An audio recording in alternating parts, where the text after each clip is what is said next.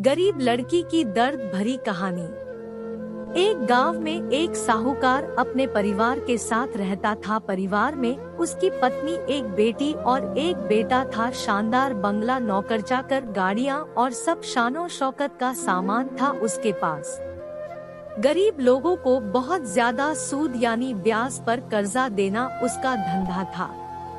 अक्सर लोग तंगी के दिनों में या किसी त्योहार या ब्याह शादी के मौके पर उस साहूकार से कर्जा ले लेते थे। जब फसल अच्छी होती तो थोड़ा थोड़ा करके उतारने लगते, लेकिन जिस वर्ष सूखा पड़ता तो कर्ज तो छोड़ो, गांव वाले सूद तक नहीं दे पाते थे।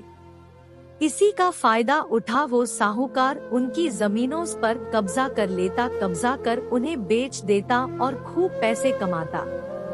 इस धंधे में उसका बेटा भी उसकी मदद करता। दोनों बाप बेटा हर समय किसी न किसी गरीब की जमीन हड़पने की योजना ही बनाते रहते। एक दिन शहर से एक व्यापारी आया और साहूकार से गांव में जमीन खरीदने की इच्छा बताई। साहूकार की खुशी का ठिकाना ना रहा। घर बैठे बिठाए जमीनों का ग्राहक मिल गया। साहूकार ने उस व्यापारी को बहुत सी जमीनें दिखाई जो उसने कर्जे के बदले गांव वालों से हथिया ली थी, लेकिन उस व्यापारी को कोई भी जमीन पसंद ना आई। गांव में घूमते हुए व्यापारी को एक जमीन का टुकड़ा पसंद आया। उसने साहूकार से उस जमीन के बारे में पूछा तो साहूकार सोच में डूब गया।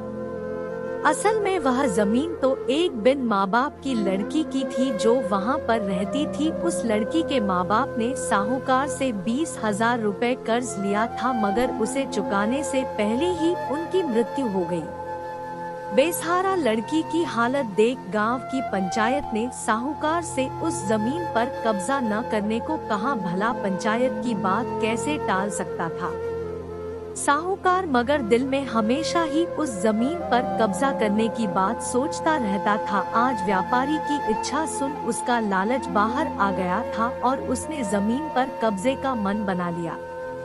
कर्जे के सारे कागज ले वह उस लड़की के घर पहुंचा और कर्जा वापस करने की बात कही। जब लड़की ने अपनी दुर्दशा बताते हुए और समय मांगा तो साहूकार ने कब्जा करने की धमकी दी।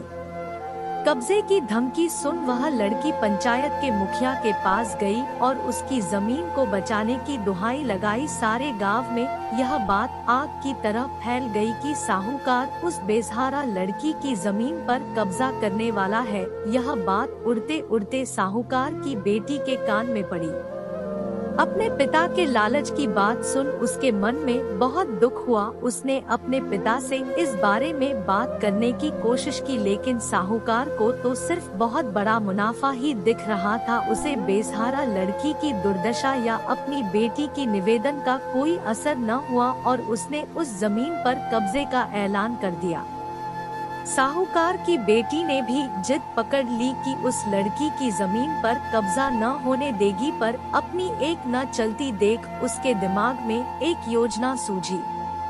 अगले दिन सुबह सुबह वह बेसहारा लड़की और उसके साथ 2 लोग साहूकार के घर पहुँचे और कर्ज की 5,000 की किस्त दे दी। साथ में यह भी कहा कि 3-4 महीनों में कर्ज के बाकी रुपए भी उन्हें मिल जाएंगे। रुपया देने के बाद रसीद ले सब चले गए। चूंकि अब किस्त मिल गई थी इसलिए पंचायत ने भी कब्जा नहीं करने दिया। साहूकार बहुत परेशान था कि आखिर उस लड़की के पास इतना सारा रुपया कहां से आया। कल तक तो वह दाने दाने को तरसती थी और आज 5,000 रुपया दे गई। कुछ भी ना समझ आने पर उसने गांव वालों से भी पूछताछ की, लेकिन कोई भी रुपयों के बारे में नहीं जानता था। कुछ दिनों बाद वह लड़की फिर 2 गांव वालों के साथ आई और कर्ज की बाकी रकम चुकाकर रसीद और कर्ज के सारे कागज ले लिए। साहूकार परेशान हो गया कि आखिर इस लड़की के पास इतना धन आया कहां से। इस तरह कुछ दिन और बीत गए। एक दिन साहूकार को खबर मिली कि उस बेसहारा लड़की ने अपनी जमीन बेच दी है। कुछ कर तो सकता नहीं था। लेकिन उत्सुकतावश जाकर देखा तो चौंक गया। जमीन पर एक बोर्ड लगा था। उस बोर्ड पर जमीन के मालिक का नाम देख साहूकार की मानो सांसें रुक गई हो। मालिक के नाम के आगे लिखा था उसकी अपनी बेटी और उस लड़की का नाम। वह दौड़ा हुआ घर गया और बेटी से पूछा कि यह क्या तमाशा है। तब उसकी बेटी ने उसे बताया कि उस गरीब लड़की की मदद के लिए उसने अपने सारे गहने बेच डाले ताकि उसकी जमीन आपके कब्जे से बच सके। लेकिन जमीन आपसे छुड़ाते ही उस बेसहारा लड़की ने उदारता दिखाते हुए आधी जमीन मेरे नाम कर दी। बेटी ने उसे समझाया कि आप तो उस लड़की का आखिरी सहारा भी छीन रहे थे, मगर उस लड़की का बड़पन तो देखो, उसने जमीन छुड़ाते ही मेरे गहनों के बदले अपनी आधी जमीन मुझे दे दी। यह सब सुन साहूकार को शर्मिंदगी महसूस हुई और उसने भविष्य में कभी किसी की जमीन न हड़पने का वचन दिया।